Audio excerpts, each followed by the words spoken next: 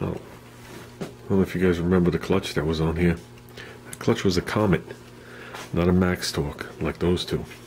Okay, and everything seemed the same on the dimensions except the actual friction material made it to the edge of the drum. Drum was the same depth, same size, except the friction material was like, I don't know, 1/8 of an inch, 1/4 of an inch wider.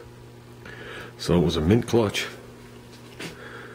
So I took the Max Torque off the cat bike, put it on here to match this one.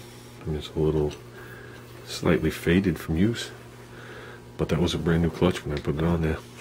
So leave it like that, and then I toss that bad boy on there. So that's a much better clutch, that Comet clutch. So now we got matching clutches on here, and I don't have to buy another one. So there you go, guys.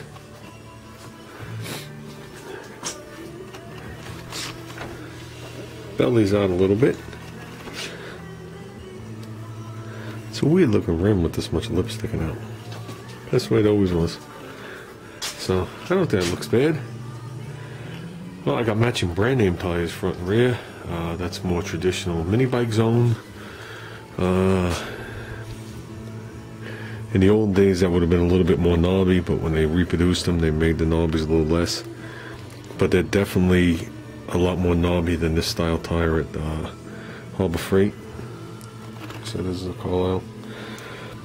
And I know this is a real tire. This isn't going to pop on me. Use regular dishwashing soap to get it on there so it's all over the rim. So inflated it to 20 pounds. They say maximum 24. And that's how we stand. I know it's hard to pick up. Once I say it, you'll see it. Right here. These forks. Whoop, back just a tad. It bent down. I picked up on it a long time ago. Didn't really bother me. So I'm sure this guy hit something full speed. Actually, the day I looked at this, most mini bikes I looked at were for sale. This was back over here. The forks came down and was stuffed. So that turned me away from a lot of them. Especially for the prices they were asking. I was like, holy God, are you kidding me? And this was definitely the best bang for the buck. And I didn't know anything about it when I bought it. Never heard the name. You know, I wasn't, you know, as you guys know, I'm just getting into mini bikes. At least this way that you learn the brands. But I could see from here that this bike's going to sit almost level the way it sits. So we definitely got a chop coming. A lengthen. Now, I'm assuming this bar's straight. I don't see any reason why it wouldn't be. I'm going to tell you it's the perfect straight edge. This is going to turn when I do it. But I think it's bent right here. And if I'm right, I just put this back. If I'm right, that's exactly where we're cutting it. Because I'll check it with a straight edge. And if it does curve right here, I'll remove this much of the tube when I do it. So I'll pick a number, say 1.5 inches, and that'll be gone out of the tube, and we'll work from there to here. You know what I mean? So if there is a kink back in it right there, that's what we're going to work on. So I got to take some measurements. Probably going to be able to get a good 3 inches out of these in the front. So probably make them 3 inches longer and raise this thing up 1.5 inches. So when you look at it from the front, the bars are actually going to grow 4.5 inches in appearance. And then we're going to raise the tops. So I am going to strip these arms off. So I have 2 individual arms. I'll make up my arms, and then I'll just put them back together. Probably with 2 new plates. These are 16th. I'll make them out of 8th, because I have 8th. And I got to decide what I'm going to do in the center. And the reason it looks better without the center, because that's the way the cat is. I mean, you guys see the way it is, right? And this is the way the cat bike sits, which is still a big opening, but it looks pretty cool with it wide open like that with a little tab on the top. Okay, the reason I would like to put something back there is it's supposed to have a sticker on the front. That's what that circle is. It said Alexander Reynolds with an A and an R in there and stuff like that. and they reproduced the sticker. I mean, you could see there's plenty of room left, but I want to have it reproduced again after that with something changed on it.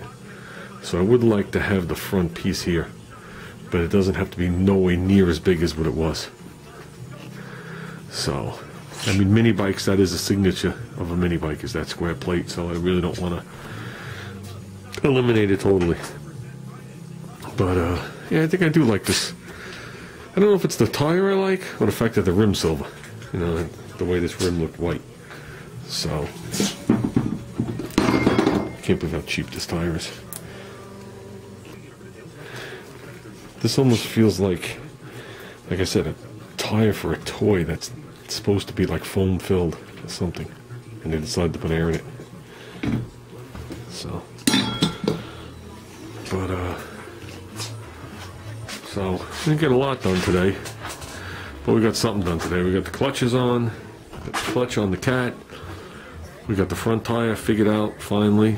I needed to know that because I needed to know whether I'd leave the forks the same width apart as they were, or if I can make them narrower or wide or whatever it was. I mean, I can make them identical. There is a hair gap in between. That's with these bearings. These are not the original bearings or the bearings that are going to be in there. These I just stole off the Harbor Freight wheel. The original bearings that were on here are sitting at my job. I cleaned them, but they're rusty inside, so they're useless.